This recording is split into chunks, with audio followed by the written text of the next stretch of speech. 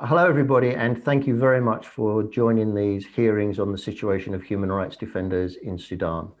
My name is Brian Dooley. I work with Mary Lawlor, the UN Special Rapporteur on human rights defenders. And today we're going to hear from a series of defenders about the challenges and the context they work in Sudan. First of all, Mary is going to speak briefly, and then we're going to hear from a series of defenders. But Mary, over to you to say a few short words about today and what you're hoping to hear.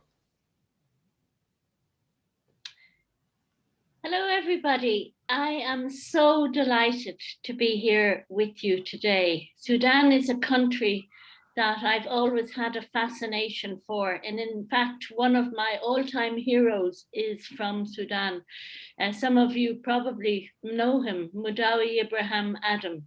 A true human rights defender who has really shown me how to do human rights work over a long time.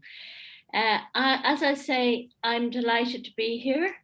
I really want to listen carefully to you and try and understand better the challenges and the risks that you are facing. And just to reiterate the support of the mandate for your work and the work of all human rights defenders. Thank you very much. Thanks very much, Mary. We're going to start hearing from the defenders now. And the first one we're going to hear from is Ms. Igbal Hassan Mohamed. Please go ahead and start talking if you hear me.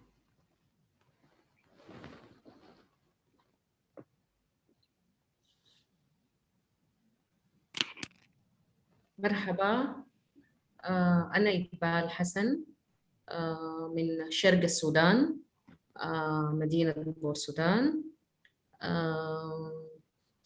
يعني ناشطة أو بعمل في المجال بتاع الحقوق بتاع الإنسان منذ بداية الألفينات، ويمكن في الفترة قبل التغيير الحاصل أو قبل الثورة هي كانت فترة صعبة على المدافعين عن حقوق الإنسان.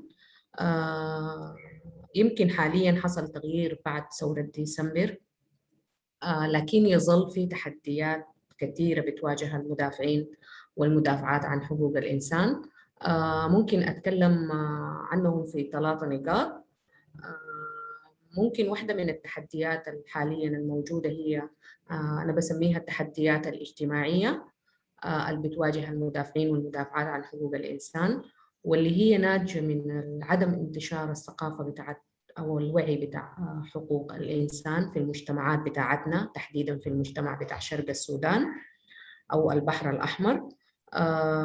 وهي ممكن تكون ناتجة برضو من التصنيف أو التمييز اللي بيقع على النساء والتنميط لهم في أدوار معينة، وعدم قبول يعني عملهم العام من المجتمعات الكثيرة. وأنا لما أتحدث عن الولاية بتاعت البحر الأحمر بقصد مش بس المدينة بتاعت بورسودان، بل هي 10 محليات بيكون صعب فيها اجتماعياً على المدافعات أو المدافعين عن حقوق الإنسان في ممارسة أنشطتهم. الجزئية الثانية أو الحاجة الثانية ممكن تكون هي القوانين الموروثة من النظام الفات المقيدة للحريات، زي القوانين بتاعت الحريات بتاعت زي قانون الأحوال الشخصية أو قانون النظام العام. هم حالياً ممكن يكون تم إلغاء قانون النظام العام، وممكن يكون برضو قاعد بيحصل تعديل في قانون الأحوال الشخصية، لكن إلى الآن لا تزال مثلا المحاكم يعني بتشتغل على يعني بموجب القوانين دي.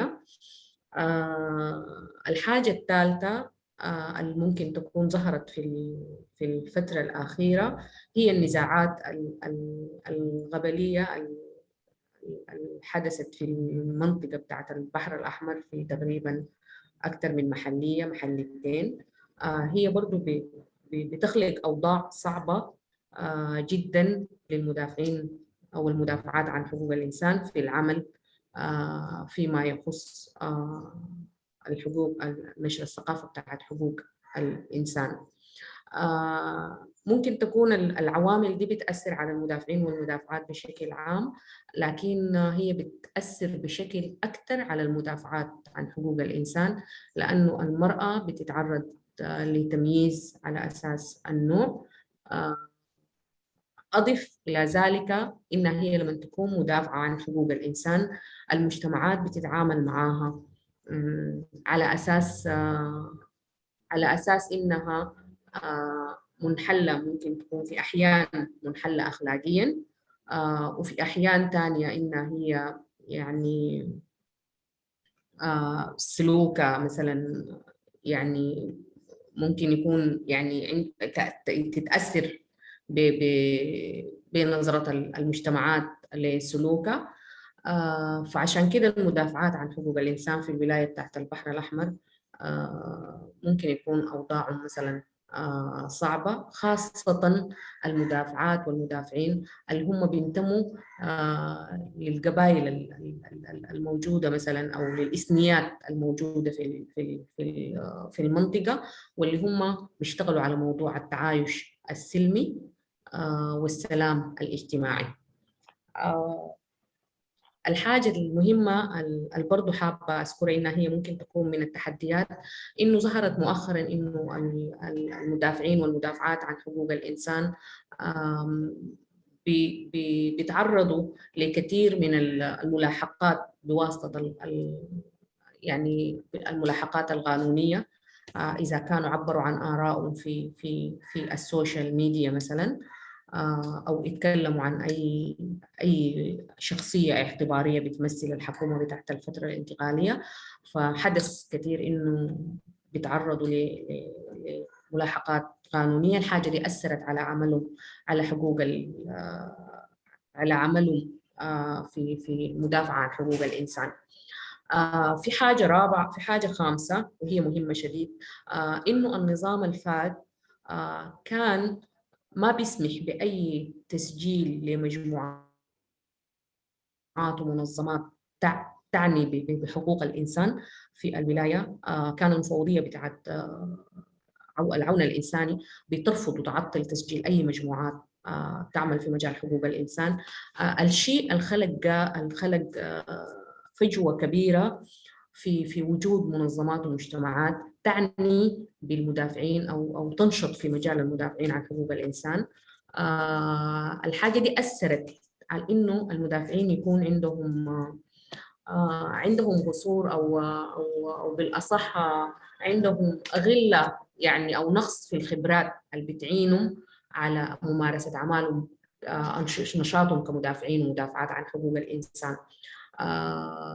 ويمكن مؤخرا بدت يعني بعض التدريبات زي دي، لكن عدد كبير منهم في الولاية هو يعني ما عنده مؤهلات مثلا، ما في تدريبات يعني بتستهدفهم كمدافعين عن حقوق الإنسان. برضو دي واحدة ممكن تكون من التحديات وواحدة من الاحتياجات للمدافعين والمدافعات عن حقوق الإنسان. الحاجة الثانية المهم إنه نشتغل عليها في الفترة الجاية إنها هي كيف إحنا ننشر الثقافة بتاعت حقوق الإنسان وسط المجتمعات في البحر الأحمر في كل المحليات، وباستخدام اللغات المحلية وباستخدام آليات أو أدوات سهلة للمجتمعات اللي بتدن فيها نسبة الوعي ونسبة التعليم، لأنه المجتمع بتاعنا في محلية البحر في ولاية البحر الأحمر هو بيعاني من أكبر نسبة بتاعت تسرب طالبات أو طلاب مدارس أو تلاميذ. فهي حاجة مهمة إنه إحنا لازم نشتغل على النشر بتاع ثقافة حقوق الإنسان من خلال كثير من الأدوات. ممكن يكون ده باختصار، يعني أتمنى إني أنا ما أكون أخذت أكثر من الزمن، وشكرا جزيلا.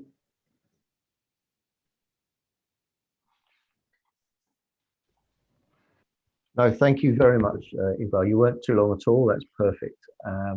Thanks very much for keeping to the time and for being so clear. Next to speak is Ms. Intesar Hamid Mohamed Ali. Are you ready to speak, Intesar?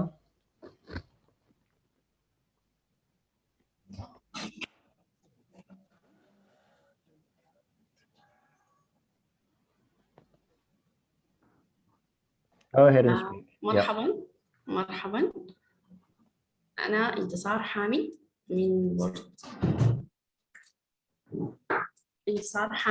من السودان، شرق السودان، ولاية البحر الأحمر. سعيدة جدا إنه أكون جزء من الميتينج الاجتماع. النقاط اللي حابة أتكلم عنها القوانين السودانية والدساتير المرت على السودان كلها ما كان بتحترم حقوق الإنسان، وما كان في عقوبات بتندرج تحتها انتهاك حقوق الإنسان، متمثلة زي ما ذكرت إقبال في قوانين النظام العام كان في النظام السابق، وقوانين الأحوال الشخصية اللي بتخص المرأة. الحاجة الثانية، المدافعين في السودان عامة وفي شرق السودان تحديدا في عوامل أو خطر بيواجههم من المجتمع ومن الدولة ومن الشخص اللي بيكون عنده مكانة اجتماعية في المجتمع. طيب من الدولة الخطر اللي بيواجهه إنه الدولة بتكون قاصدة إنه تغيب المجتمعات عن حقوقها، عشان الوعي بالحقوق ذاته بيعتبر تهديد أو حراك مجتمعي نحو الحقوق اتجاه الدولة. الحاجة الثانية متمثلة في المجتمع بنسبة كبيرة جدا في عدم وعي بالحقوق بشكل عام، رغم إنه السودان مصدق على اتفاقية حقوق الإنسان. الحاجة دي ما متوفرة ولا بأي شكل من الأشكال على مستوى المجتمعات المحلية في السودان. فوعي المجتمعات ذاتها بحقوقها بيشكل خطر على المدافع. تاني حاجة ذوي النفوذ الاجتماعية، فبيواجهوا المدافعين عن حقوق الإنسان بأساليب مختلفة، لأنه بيكون المدافعين والمدافعات بيهددوا مصالحهم بصورة مباشرة، لأنه بيكونوا هم مستفيدين من حالة التغييب الحاصلة للمجتمعات. الاعتداءات على المدافعين والمدافعات بتختلف، الاغتيالات، الاعتقالات، اغتيال الشخصية، إنه يكون منبوذ في المجتمع بإنه مثلا يعني يكون موجهين حملة ضده في أخلاقه ومبادئه في التفاصيل اللي بتخص الصفة الشخصية للمدافع. الحاجة الثانية اللي عايزة أذكرها إنه في شرق السودان المدافعين والمدافعات اللي بيشتغلوا في المحليات أي في الأرياف ما بيكونوا عندهم سند بيرجعوا له أو بيحتكموا له. القانون ذاته ما في نصوص بتقول إنه تحفظ حق المدافعين أو أي شخص إنه هو بيكون فاعل في مجال حقوق الإنسان. فده بيؤدي لأنه أي شخص ناشط في حقوق الإنسان إذا اتعرض لأي حالة من حالات الاعتداء أيا كانت، انتهاك لشخصه، اغتيال، اختفاء قسري، ما بيكون عنده مرجعية تدافع عنه، حتى إنه ما بيكون يعني متلقي تدريب وتأهيل بصورة كافية لأنه يقدر يعني يخط خطة تحميه ذاته في شخصه، وما بيمتلك الأدوات والآليات اللي ممكن يصل بها للمجتمع الدولي أو ممكن يصل بها للسوشيال ميديا عامة عشان يبلغ مثلا عن الإساءات اللي يتعرض لها، عن الخطر اللي بيواجهه، عن التفاصيل دي. وبتمنى إنه معظم الكلام قالته إقبال، يمكن دي إضافة بسيطة برضو على كلامه هي، لأنه برضو نفس الأسباب الاجتماعية الناتجة عن عدم الوعي والقوانين المقيدة للحريات والنزاعات القبلية دي برضو إضافة لها للكلام اللي أنا قلته، وبتمنى إنه ما أكون أطلت في الكلام، وشكرا جزيلا.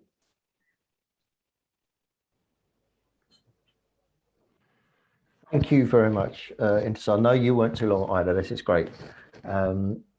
We'll move on now. The next speaker is going to be Samar Khalid Abu Shama.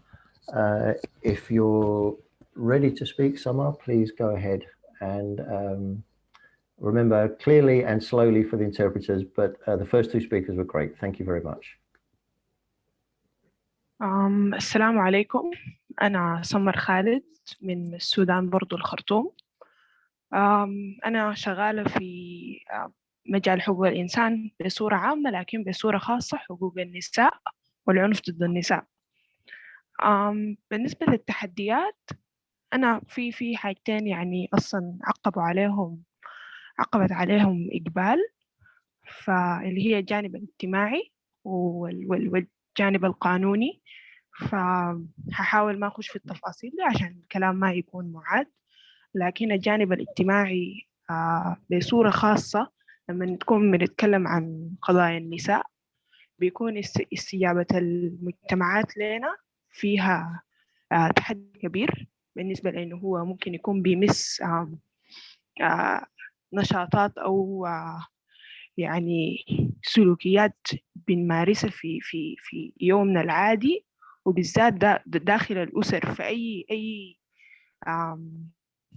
نشاط بيكون بيتناول القضايا اللي علاقة بالنساء بتكون بالنسبة لهم تهديد للمؤسسة الأسرية وتهديد للقوة حقتهم، يعني لأن إحنا عندنا علاقات قوة واضحة شديد جوا البيوت وفي الفضاء العام برضو. لما نكون بنتكلم عن النساء والرجال بمختلف الأعمال بمختلف الإثنيات بمختلف الوضع الاقتصادي وكده.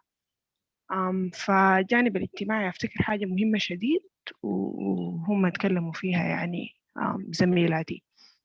الحاجة اللي أنا برضو عايزة أتكلم فيها هي سياق محدد بالنسبة للمدافعات عن حقوق الإنسان الشغالين في الاستجابة، يعني بيستجيبوا ل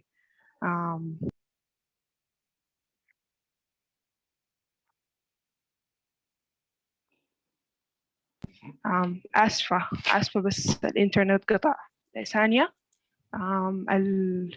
المدافعات عن حقوق الإنسان اللي بيشتغلوا للاستجابة للحوادث اللي بتحصل، يعني بالذات الناس اللي بيشتغلوا مع الناجيات والضحايا بتوع العنف ضد النساء. فالحاجة اللي عايزة أقولها في الحتة دي إنه يكون بيواجهوا خطورة شديد من كل الجوانب، ما بس الجانب الاجتماعي، لكن برضو ياهو الجانب بتاع القوانين إنه هم ممكن يكون يتم يعني ترصدهم من قبل الدولة عديل، لأنه في النهاية المؤسسات أو المجموعات هي ما مؤسسات لكن هي مجموعات أو أفراد بيكونوا بيحاولوا يستجيبوا للحادثة اللي حصلت دي بصورة غير رسمية. فبالتالي بيكونوا ما في جهة يعني حكومية أو جهة ممكن تحميهم وهم بيمارسوا في الحاجة دي. كلها بتحصل من خلال شراكاتهم، بيكونوا مثلا خلقوها مع دكاترة، خلقوها مع محامين، خلقوها مع كده وكده، لكن في النهاية ما في مؤسسة عندها الصلاحية تقوم تحميهم من الحاجات اللي ممكن هم يتعرضوا لها أثناء ما هم بيقدموا في المساعدة للناجيات ديل. وبالذات لما نحن نكون بنتكلم عن ضحايا وناجيات تحت عمر 18 اللي هم بيكونوا يعتبروا يعني قصر، وأي تعامل أنت عندك ليهم عندك معاهم، يعني مثلا تكون ناجية من عنف منزلي، أي تعامل معاهم ممكن يعتبر بالنسبة لك يعني قضية بتاعت اختطاف عديل، لأنه الزول ده الولاية حقته لسه هي الأسرة.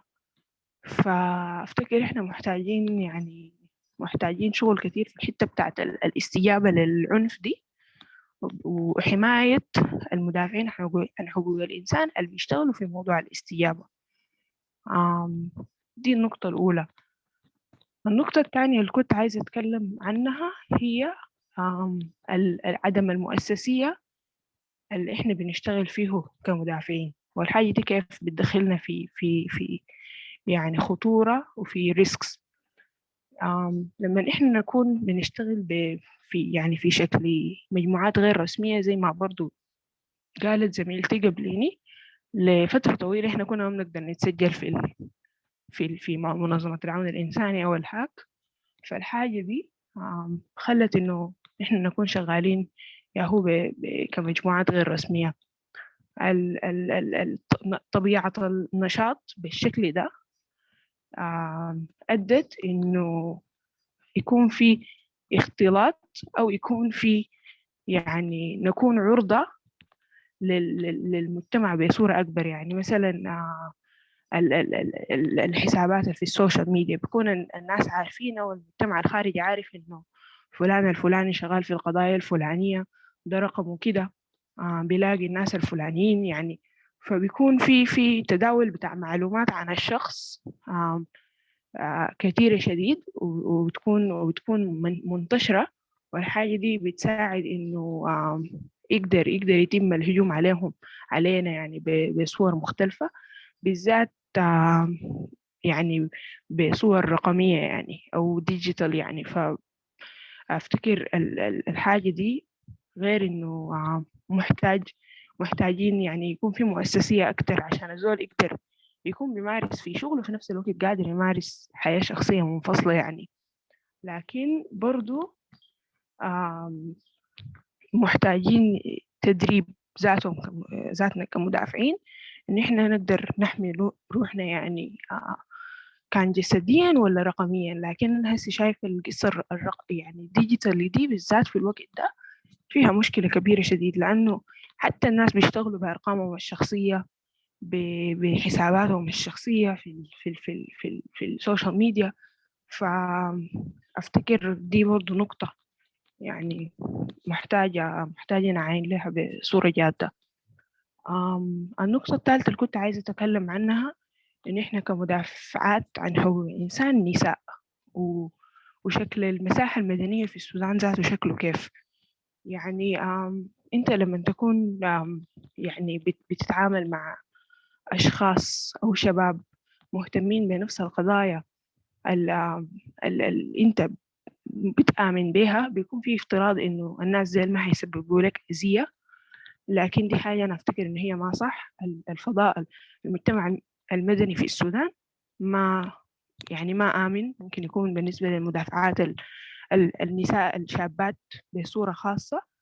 يعني إحنا في مواقف كثيرة بنكون في حتت عايزين مثلا نكون قاعدين في وقت متأخر، نكون منفردين مع زملاء رجال، نكون في حتت ما بالضرورة آمنة. فدايما بيكون المنظور إنه المجتمع الخارجي بس هو ممكن يكون بيسبب خطر. لكن أفتكر برضه المفروض نكون نعاين للمساحة المدنية ذاتها وزملائنا ذاتهم شغالين معانا في الأنشطة حقتنا يعني. وإن إحنا ما قاعدين ننظر لإن إحنا نعمل سياسات داخلية بتحمينا من جوا المجموعات حقتنا، ودائما بنفكر من إنه الناس البرة. دي الثلاثة نقاط اللي كنت عايزة أضيفهم غير الحاجات اللي أصلا اتقالت من زميلاتي. وبس شكرا، أتمنى ما أكون مشيت فوق الزمن. Thank you very much to Samar. I would like to invite Mary now to respond to the defenders that she's heard and to hear her reflections on what they've said so far. Mary?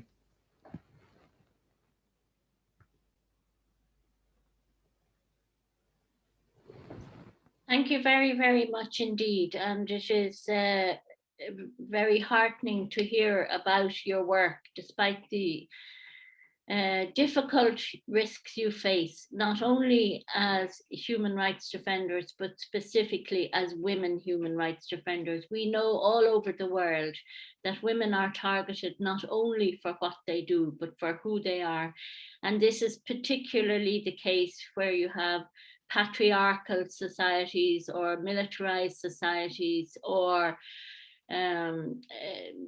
I suppose societies that are just just acknowledging men and women as the only genders. or sexual orientation. And it seems to me that it is and will be a long struggle. I can only speak from Ireland. When I was growing up, my mother had to resign on marriage. There was no property rights, there was none of these things. Bit by bit, though, through the work of people, civil society, there came about change. And I suppose that's one thing that I have seen in all the years that I've been working, over 40 years in human rights, that it is people like you that bring about change. And it is a case of chipping away bit by bit and just achieving small victories. And you have achieved so much in the last while. So getting specifically to the different interventions. So Igbal, you pointed, in fact, you all pointed to the social role of women and the fact that defying cultural norms can put you at greater risk, not only from society or from the government, but also within families. And that is, it's very difficult to know how to counter that. And I do think that creating your own networks, I always remember a woman from Gambia. She said, when she was speaking at an event, she said her protection, if anything happened to her, she could immediately go to about 300 people, from the community that would help protect her, and that's where she gets her protection from. And we've seen in other countries like the Philippines, and in countries where, and particularly Latin America, with women human rights defenders in Latin America, they have good networks to help support each other. And I also always remember Hina Jilani, the first special rapporteur on human rights representative, she was called then, on human rights defenders. And she said, your protection comes from your networks. So the advice that I could offer you is, and this is not anything that you don't know, but it's more to reinforce what you do know. See who your allies are, see who you can trust, see who your networks are, and build them into a kind of a cohesive core of people that you can call on to help protect you, and that you can strategize with in order to help protect yourselves. If there is, I just explained the mandate. The mandate works on the basis of communications, and there are formal letters sent to the government, and also meetings with governments, the permanent missions in Geneva initially. So if any of you have specific instances of assaults or attacks on women human rights defenders, we've only spoken to women human rights defenders thus far, or indeed any human rights defender, please send a complaint to the inbox, and then I can react to it. And Michael will put in the chat the defender's inbox details.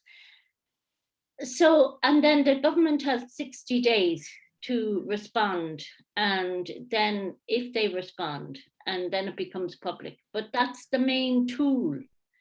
The other thing is that I can do 2 country visits every year. So hopefully when travel starts, I can start doing that. Now, inherited laws.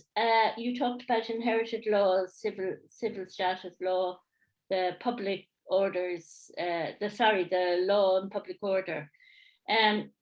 Again, that's a process, and I understand the lack of capacity. I would encourage you to reach out to organizations, and we'll take this on board, and we will see if there are people that we could ask, could they work in any way with you. I can't promise anything, but what we can do is we can perhaps connect you with some organizations or some lawyers who might be willing to help on the, and it also comes back to what our other two speakers said, you know, both reinforcing the laws and the inherited, you know, what you've inherited from the previous government. Sorry, there, have we somebody whose internet has come back? Because Brian, I think we should take them. I can continue later, but if we have somebody whose internet has come back, I think we should just go with that. Yes, no, I don't think they have, Mary. Right. If you want to I see Nadine. Oh, that's, no, right. Okay, that's an interpreter. Regarding threats on social media, we'd like to hear a bit more about that. And also, if there are threats to you on social media, if you can take screenshots of the threat and send them to us, because we do see how very often threats can create a climate which allows a human rights defender to be assaulted or attacked. So in terms of the tools, you said you need tools for promoting education. And it struck me, just as you were speaking, that perhaps, you know, we could work with somebody in Sudan and create, you know, a short cartoon or video that would be accessible on what the Declaration on Human Rights Defenders is, and the rights that people are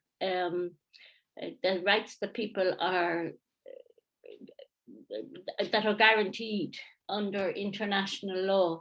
So I don't know if you think that would be a good idea, because that, it just struck me that we do, and I have been thinking about this for some time, that we do need to have a small, we haven't got an awful lot of money, so it will depend on how much money we can fundraise, but we need to have a small toolbox of accessible information in a good, in a nice way, in an attractive way that people would like to look at on the Declaration on Human Rights Defenders and the rights that are the right to defend human rights. I don't know if you think that would be a good idea or not. You can tell me. And then the other thing is the training. There are, like, for example, Access Now and Frontline Defenders, as you know, Frontline, they have a digital security trainer. Now, of course, there's never enough training, but there are organizations that can provide training. And perhaps, I don't know if we're going to develop a kind of a website that will put tools and resources on it. So maybe there we can put information about possible avenues that you could try. And we are ready to assist you in I have to work within the mandate. So I am actually no more important than you are. You are more important than me, because you're the people that can bring about change. What I can do is I can take your concerns to the government, and I can also try and persuade them to properly protect human rights defenders and the value of the work of human rights defenders and the legitimacy of the work of human rights defenders. And their international obligations. And that's what I keep plugging away at. But outside of that, the practical protection and training that you need, there are other organizations that may be able to help you. And as we develop our toolbox of resources that can help human rights defenders, maybe we can add them to the website we're developing. I don't know if that's of any help to you at all, but I take your point, and it's not, you know, it's for women human rights defenders all over the world, the story is the same. I mean, it is terrible that there is no equality between men and women, and it takes a very long time. Even in, you know, violence against women is as endemic in countries such as Sweden as it is around, you know, because sometimes in the West we look to Sweden as a very good example of a country that is a democratically run country with a lot of good social protections. But the problem is violence against women is this power relationship, as we know, and it is used in all sorts of contexts, both within the family, within the state, and within areas where there are armed conflicts. So I think I'll leave it at that and get you to interact with me and tell me a bit more about what and the other thing I wanted to say was, you know, the possibility of being accused of kidnapping. I've never heard that before, Samar. But the possibility of being accused of kidnapping when you're trying to protect children from domestic violence really shocks me. And I need to reflect on it. And I'd like to hear from you.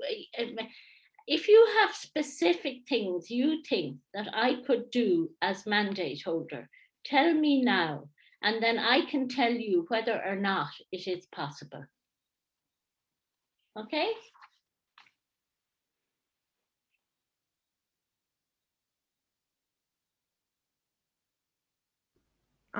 ممكن أتكلم ولا بس؟ Yeah. أوكي. بالنسبة للقصة بتاعت الاتهامات اللي ممكن تتوجه للمدافعين اللي بيشتغلوا في الاستجابة، هي مشكلة بتاعت عدم تعاون بين المجتمع المدني والحكومة، يعني بالذات في الحوادث بتاعت العنف المنزلي، ولما يكون إحنا عايزين ننقل الضحية أو الناجية من مكان لمكان تاني، بيبقى إنه في النهاية ولي الأمر هو الأسرة. فإحنا محتاجين نخش في الحتة اللي بيبقى فيها ولي الأمر الدولة، عشان الناس اللي بيكونوا جزء من العملية دي يكونوا محميين، يعني حقوقهم محمية. فالحاجة اللي هسه حاصلة إنه المدافعين ديل بيقوموا بالحاجات دي من دون صلاحية معينة، يعني هم بيقوموا بها كعمل إنساني وبيخاطروا بنفسهم وبيخاطروا يعني صحتهم النفسية وبيخاطروا بحاجات كثيرة في سبيل إن هم يساعدوا الشخص اللي قدامهم ده، بغض النظر هم صلاحياتهم القانونية في اللحظة ديك شنو. فالمشكلة دي يعني هسي في progress نوعا ما، إنه يكون في تعاملات بين المجتمع المدني والحكومة عشان تسهل موضوع تقديم الخدمات للضحايا والناجيات. يعني فهي بس محتاجة إنه يكون في مؤسسة عندها الصلاحية إنه تكون ولي أمر للشخص ده، وبالذات لو الشخص قاصر يعني. فبس دي الحاجة اللي عايزة أقولها في الحتة دي.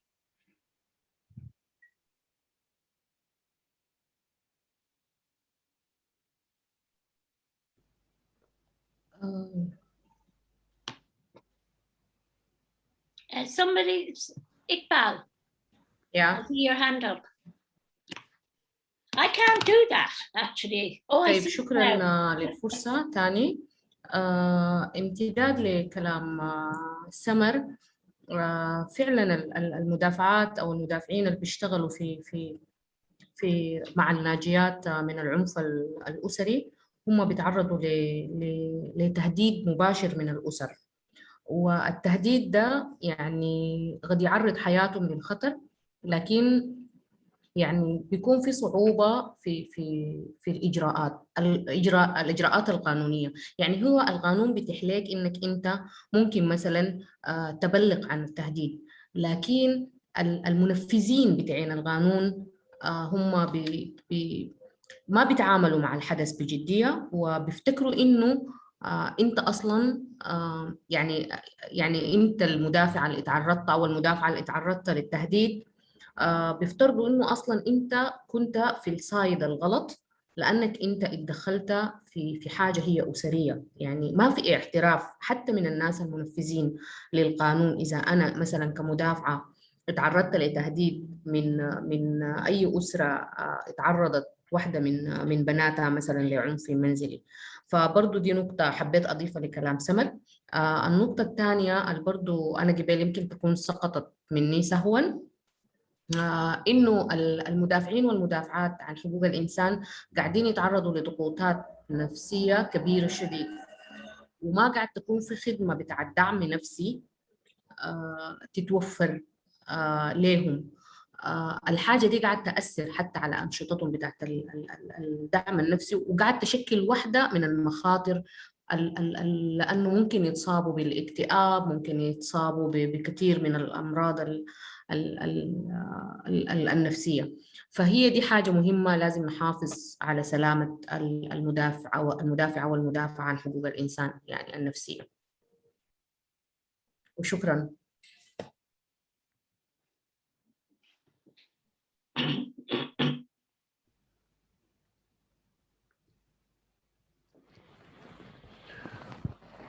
Okay, I think we're going to hear from some more defenders shortly, but I suggest now that we take maybe a 5-minute break and see if we can help them get on the internet and come back in a few minutes.